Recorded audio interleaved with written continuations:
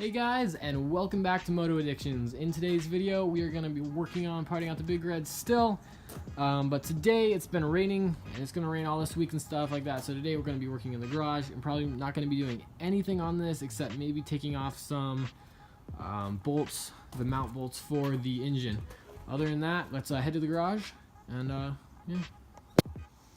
We're in the garage, and I just want to say a few things before we get started. Is one, if you haven't seen any of the other parting out videos, you can check them up. I'll put a little link up here. I'll also put them down in the description. You guys can check them out there.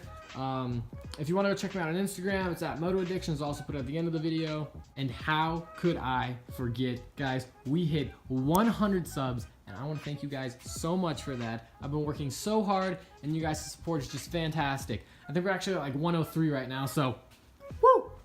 Let's go!